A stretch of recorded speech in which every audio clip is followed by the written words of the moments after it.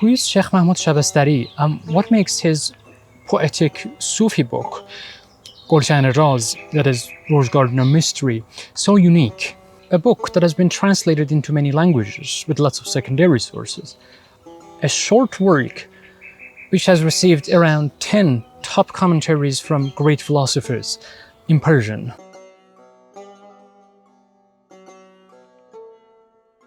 Sheikh Sa'd-ed-Din Mahmoud Shabistari, shortly known as Sheikh Shabistari, was the 13th to 14th century Iranian Sufi poet.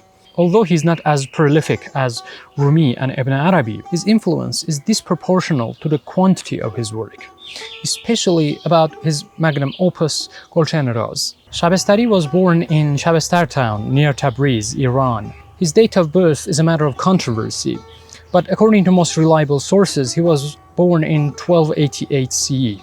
He receives his education in Tabriz and then starts traveling. He himself writes in his other famous work, Sa'adat-Nameh, that he has traveled to Egypt, to Sham and Hijaz. Like his date of birth, his passing away is also a matter of controversy. Some accounts say he passed away in 1320. Other accounts suggest that he passed away in 1339 after he returned to Tabriz. He's now buried in Shabistar in a garden that has been named in allusion to his masterpiece, Gulshan, his rose garden.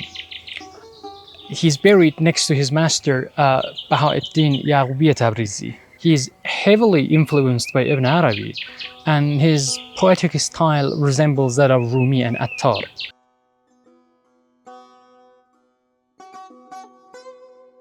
At the beginning of the book, Shabistari tells us that in the year 1317, he was in this gathering with scholars and mystics of Tabriz, and a messenger comes from Khorasan, carrying a letter from a famous Khorasani mystic, that is, Amir Sayyid Hosseini Heravi. The messenger brings the letter.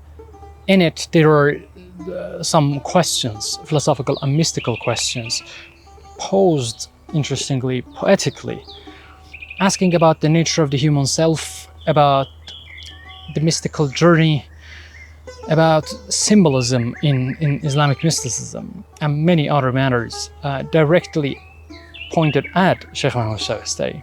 Shabistari initially refuses to answer, saying that we have already answered these questions in our works. Yes, says the messenger, but our Sheikh Heravi wants poetic answers to these questions. Upon the insistence of Sheikh Mahmoud Shabistari's master, who was in that gathering, Shabistari answers the questions shortly, poetically, gives the letter to the messenger to take to Khorasan.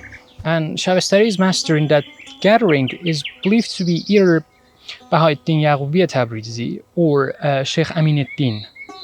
After he leaves, though, his master insists that he writes an entire work expanding his answers. And he does. And that's how Gulshan-i Raz is born.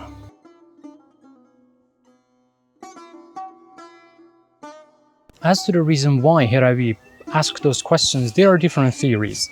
Some say that he wanted those answers to be expressed from somebody else's mouth, the divine secrets echoing from Shabistari, but that's a weak theory. The strongest theory posits that Heravi wanted to establish a bridge. He wanted to initiate a dialogue between the mystics and philosophers of Tabriz and Khorasan. That's why he sent those letters, and it makes sense because Heravi himself has answered those questions in his works. The accounts related to the number of questions vary. Some say 17, some say 19, some even 39. But according to Shabistari's best commentator, Shamsuddin Lahiji, who has written Mafatih al-Ijaz fi Gulshan Raz, which is unquestionably the best commentary. It appears that there were 18 questions.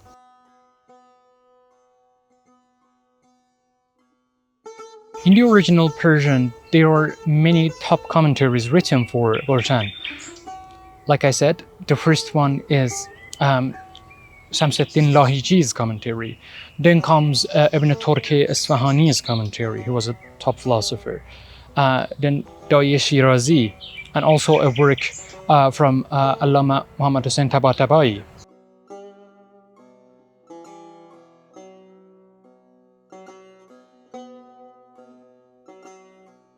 There are also good works in the English language literature, one of which is included in Leonard Louison's The Heritage of Sufism in Volume 2.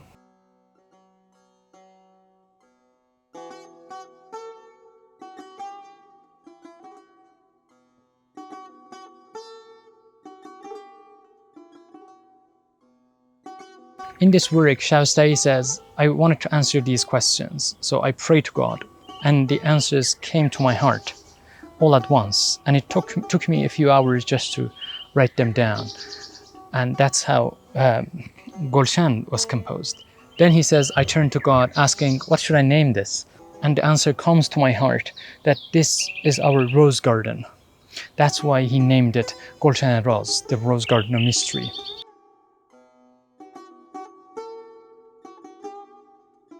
The prominent theme of the book is the doctrine of Wahdat al-Wujud, the doctrine of the oneness of being from Muhyiddin ibn Arabi.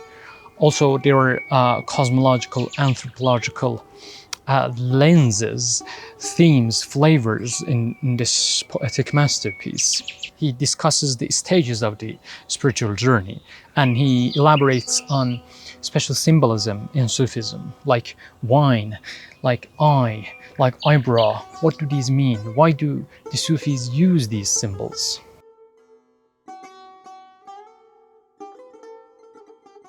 Gulshan has become one of the most fundamental poetic works in Persian Sufism. And it is, like I said, translated into many languages, and it is still being studied in top universities. But there is still so much work to be done about this masterpiece. I have written and co-authored 3 papers about Gulshan. In the first one, we have illustrated and critically examined Sheikh Mahmoud's answer about the nature of the human self, in reference to Hiravi's famous question, که باشم من مرا از من خبر کن چه معنی دارد اندر خود سفر کن. Who am I? Inform me of me. Or what meaning is to have a journey in me? In the second one, we have analyzed his answer, which distinguishes between rational reflection and mystical contemplation. Which one should we go with? Is Shabistari a strict fideist, that is, an anti-rationalist? In the third work, I have critically examined Shabistari's illustration of the mystical journey, specifically his conception of the obstacle of otherness in this journey. The links are in the description.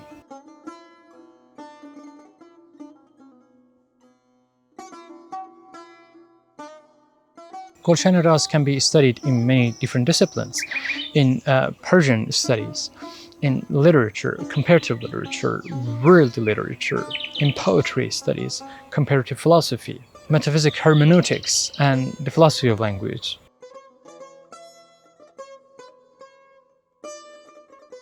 I gave you a short biography of Shabistari and an overview of his Gulshan-i Raz. I have a playlist in which I examine specific themes and topics from Shabistari's Gulshan through short videos.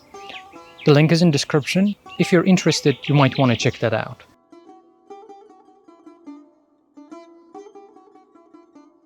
Gulshan is still a fertile ground for research. Although there are some works in English language, but there is still so much to illustrate through critical works. So I invite scholars to turn their attention to this work. I promise your endeavor is going to be fruitful. Thanks for watching.